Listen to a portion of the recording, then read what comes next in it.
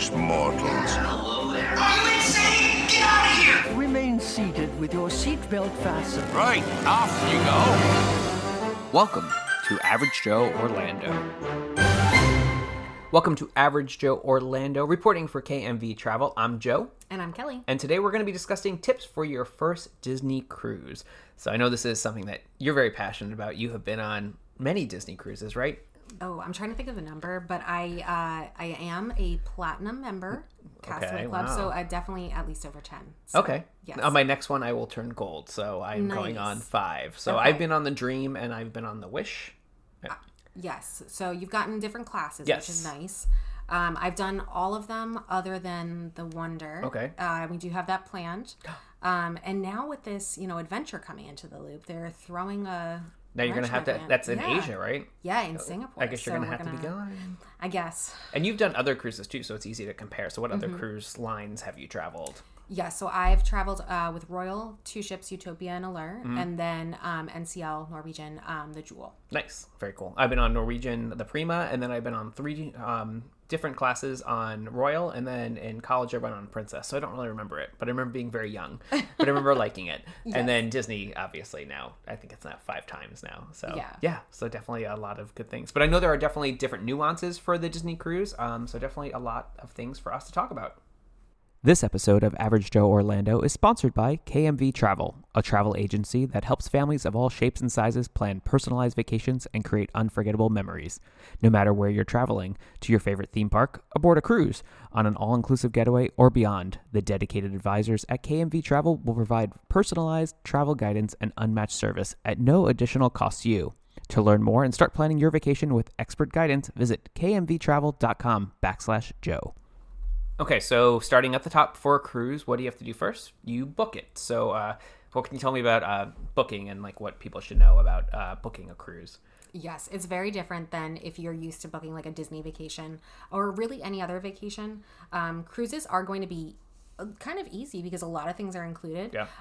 But it's really about booking early. So being kind of aware of what your itinerary is that you want to do, maybe what your ship is, your sail dates, knowing when the cheapest time is. So hurricane season for the Caribbean is always going to be cheapest, of course.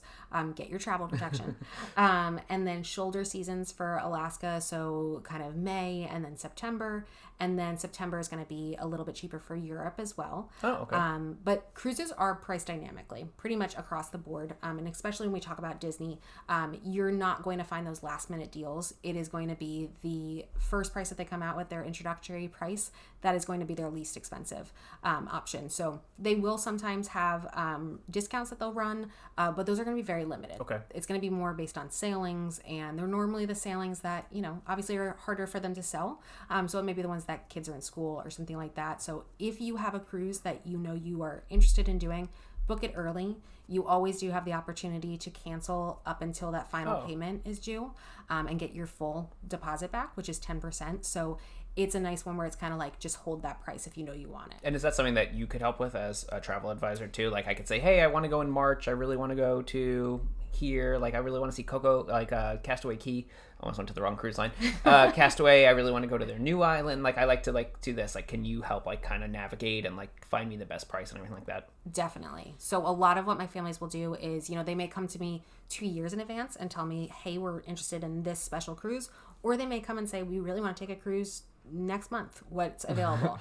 And that's the nice thing about working with a travel advisor is we kind of do that work for you. Cool. Rather than you having to sit there and watch for things to drop or, look into all these different options. I did that on my last one on the Wish. I just kept looking and then it kept going up. So I grabbed it before I knew it. Yes. So yeah. Should have booked with you. Sorry. But I did book my Utopia with you. So yes. Perfect. So I remember going to the port. I travel mostly out of Port Canaveral and everything like that. What is and there was a lot of stuff I had to do before I got there and everything since COVID, things have obviously changed. So what is more about the onboarding, getting to the port, embarkation day, all those big ones and everything like that. So I know there's a lot of logistics, especially as a family trying to figure out how to get there. Yes, I think this is the biggest stressor for families once they are booked. So you'll have online check-in. There are going to be a identification that you'll have to present with this online check-in. So for certain cruises, that will be passports. For others, you can use birth certificates. This is something that we can talk about when a family comes to me for a consultation call, what they'll need. But the online check-in is normally going to be 30 plus days out from your sailing date. So at that time, you'll upload all that information. You'll select a port arrival time. When you do get to the port, then you're going to present those IDs that you had uploaded and your port arrival documents, which is basically just a QR code that they're going to scan. Once you get into the terminal, you're going to here's some boarding groups that are being called. Your boarding group will be called, and then you can enter onto the ship. So a lot of people will want early port arrival times because that means you get on the ship earlier. Vacation starts earlier. The chicken tenders at the buffet. Oh, yes. The honey mustard. Disney Cruise Line chicken tenders hit very differently. I don't know why. I don't know what it is. Yeah. I think it might be a mindset, but it's okay. Whatever, because I'm on a cruise ship. I'm eating chicken tenders. Yeah, calories don't count. Exactly. So rooms will be available about 1:30 normally. That may be different depending on your sailing, but that's kind of the historical time. When you get to your stateroom, you're going to see that there's a card, a key card or an envelope that has them in there. Those are your key to the world card, or you can use your magic band if you have the right generation of magic bands. Oh, okay. So they call them Disney bands, but it's the magic band like 2.0. And you'll get into your room. Normally your bags, if you've dropped them with the porter at the terminal, won't be there yet. They normally will arrive by at least 4:30. So don't freak out if your bags aren't there. They'll just be placed outside of your room.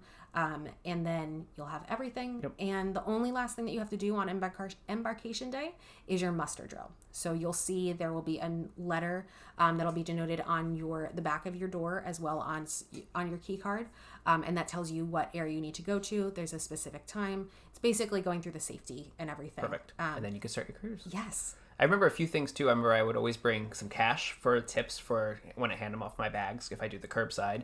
And then I remember always in my backpack, like I have asthma, I always put my inhaler in there, and then I always want to put my bathing suit in there because I'm like, I want to go to the pool and I want to make sure that I'm okay. So because I don't know when these bags are going to show up. Yes. Luckily, they usually come pretty quickly, but just in case, like I have them in my bag ready to go. And then once that muster drill's over, vacation really starts. Yeah. It would play that fun Mickey horn, and then we go when you wish upon a star, and then Yeah. And then we're sailing away, literally, because that's the party. Yes, the sail away party. Perfect. But yes, great pro tips. Make sure you have your bag. Make sure you have anything that's going to be super important for you to have that day. Perfect. And then so all the ports obviously are different. So what do you want to tell us about, like ports of call and like getting off at the different ports and everything? Because obviously every itinerary is so different. Yeah, so they make it very easy. It's not going to be something where you kind of need to know something before you get there. Each night there is going to be some type of show in the Walt Disney Theater, and they'll make sure that night they're going to give you information for the next day. So we'll normally say where you're going to be, what time you're going to be able to get off the ship, what time everyone needs to get back on, and really majority of ports that you go to, the only thing you're going to need is that key to the world card or your Disney band in order to get back on. Some people do want to take their passports off. You can do that. When you come back on, you will go through a metal detector. If you do have alcohol that you've purchased or anything like that, you'll drop that off and they'll hold that for you. Or just chug it right there. You can just, depending on what kind of vacation this is. I'm kidding. There's no drink package on Disney. There is not. But you can bring alcohol on with you, correct? Yes. Yeah. So on your first day, like when you're coming on an embarkation, you can bring up to 2 bottles of wine per person, or a 6-pack of beer. Perfect. Yes. And you can bring on like water and things like that. So if you do need anything, but if you do also have special accommodations that are needed, like some people need, distilled water for CPAP or something like that, just reach out to either Disney Cruise Line or to your travel advisor and we can walk you through that process. Very cool.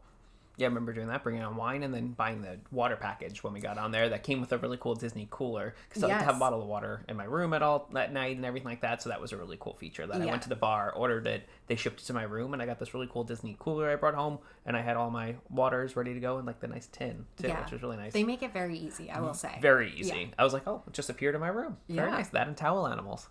Cool. Now, we're going to fast forward to disembarkation, and then we'll talk about more of the fun parts of the cruise. So the sad part when you have to do the see you real soon and we leave the ship and then plan your next cruise. So how do you get off the ship? I always find that the most stressful. Getting on the ship is so stressful. Getting off the ship is so stressful. So let's get that out of the way. What is like that process? Yeah, so the day before, or one of the days before, sometimes you'll get it about 2 days before, they're going to put luggage tags in your room, and it's going to have a character on it. So like you'll have Daisy or Mickey, Tinkerbell, whatever. Those are basically going to denote the group that you're going to be in. So the night before disembarkation, I believe it's by 10 p.m., you need to have your bags that you'd like them to take off the ship for you outside. So that means that backpack that you had for embarkation day, pack that with the things that you're going to need for the evening and for that next morning. The next morning, you'll have breakfast in whatever main dining room you were in the night before, and then they'll start calling by characters on the tags for you to disembark. Cute. If you don't want to have to go through that, if you have an early flight or anything like that, you can do express walk-off. So that just means that you're keeping all your bags and you're amongst the first to exit. So you'll just go down to the atrium, normally on deck 3, and you'll be able to exit normally around like 7:15. Okay. So an early morning, but you can get off the ship and Yeah. get started on whatever next part of your vacation there is. Exactly, yeah. Cool. And then, as you said, calories do not count on a cruise or on vacation. So let's talk about dining. Probably one of my favorite things because I know, like I said, chicken tenders, Mickey waffles, all about it. Yes. All the good stuff. Yeah, and that's only in the buffet. So we'll start at the main dining. So Perfect. The cool thing about Disney is you are not going to have, like if you've cruised other places, a lot of times you'll kind of have your main dining room and then there's a lot of different options for upgrade dining. You're not really going to have that with Disney because your main dining locations are going to be more of an upgraded experience than you might have experienced in a main dining room in other cruise lines.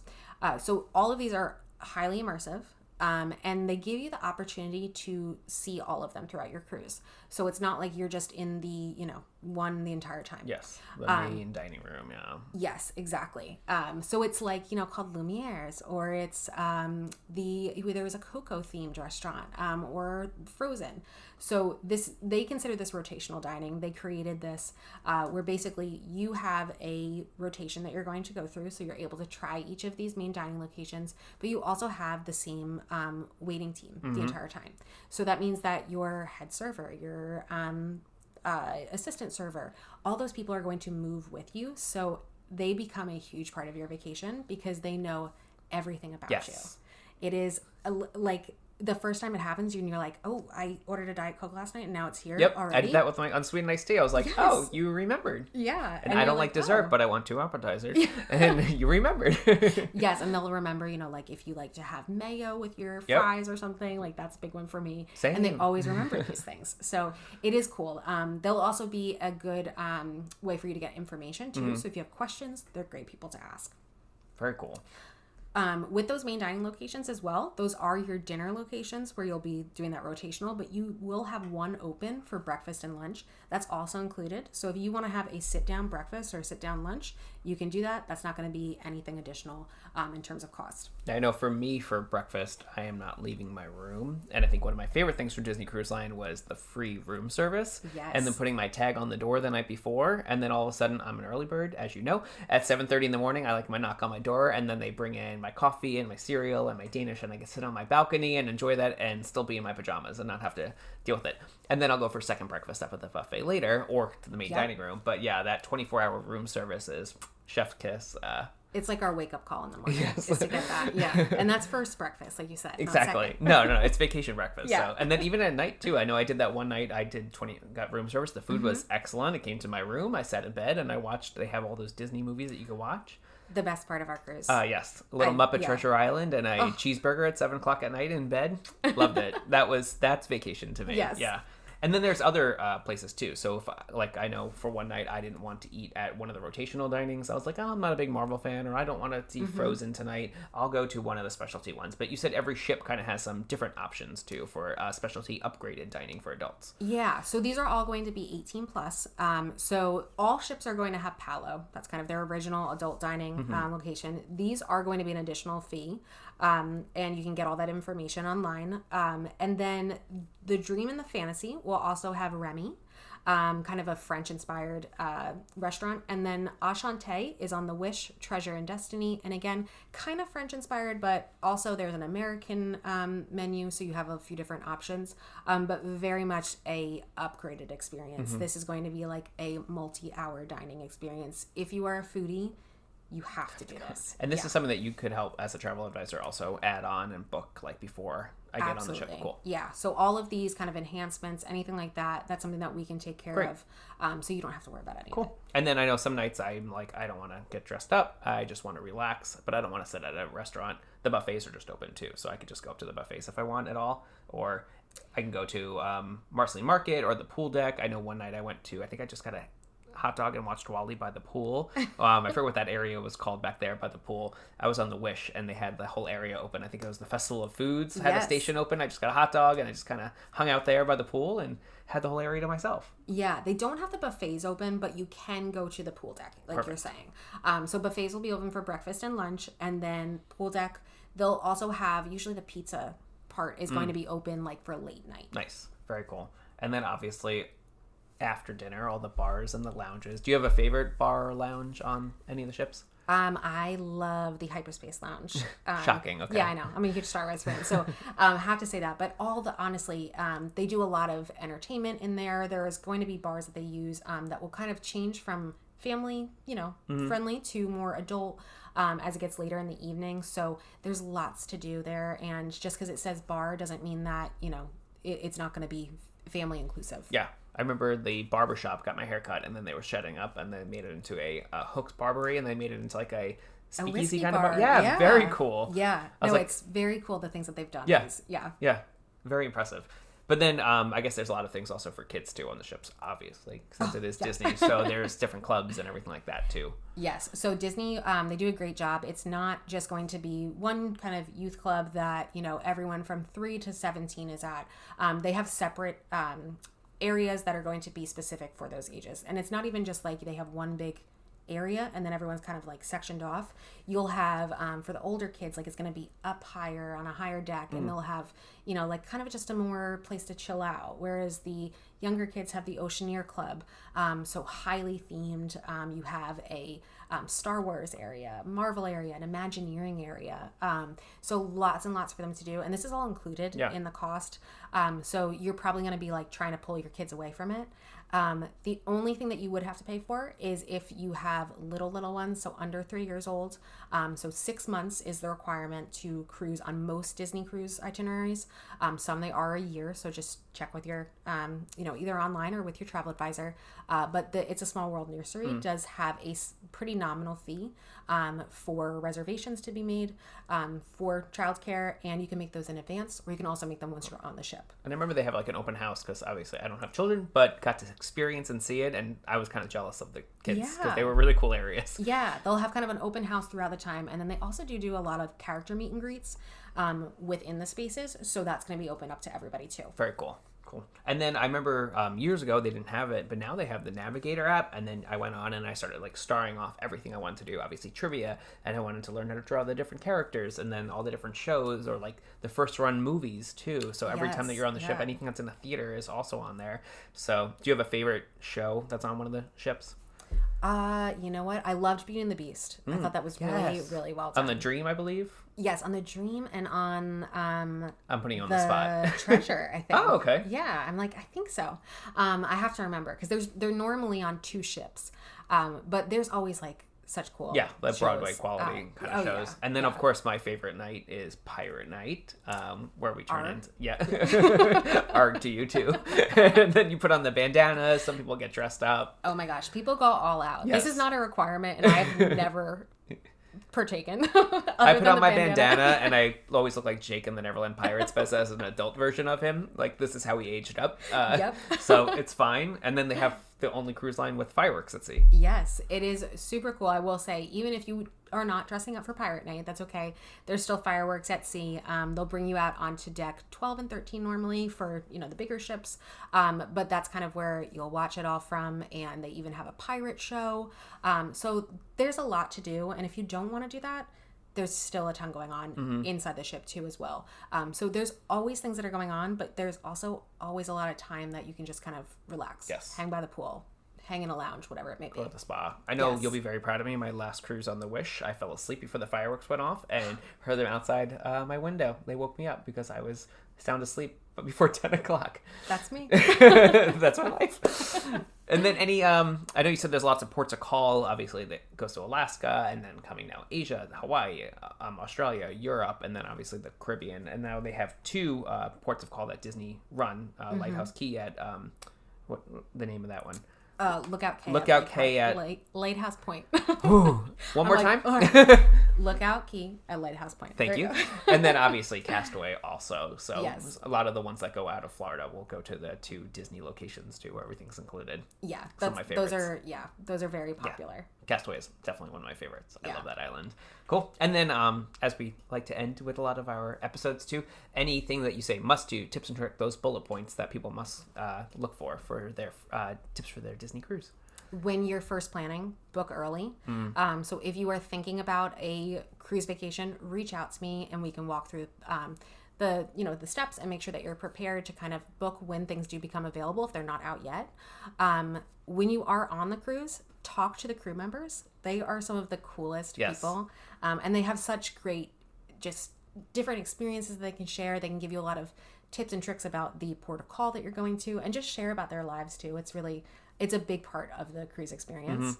And then when you are getting ready to get off the cruise, the worst part, the nice thing that Disney does is you can do a future cruise deposit where you actually save 10%. So you put down, it's through the app, you can do a $250 deposit, and then you can book your next cruise. That $250 goes towards that cruise. Something to look forward to. Exactly. And you get 10% off. So it's a nice way to kind of get a little bit and save a bit on these cruises that don't really go on sale. Nice.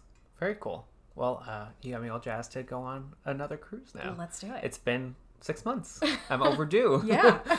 Sounds good.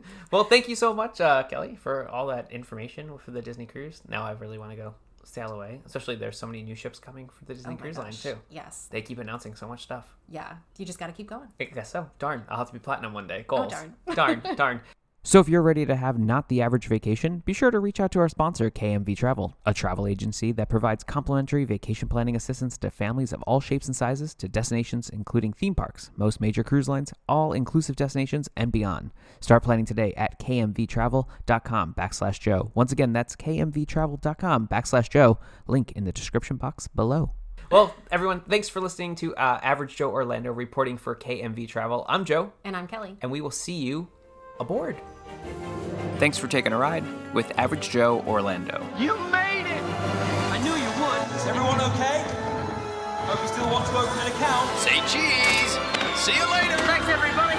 You were brilliant. At this time, gather up your personal belongings and take your small grubs by their grubby little hands as you exit. Thank you.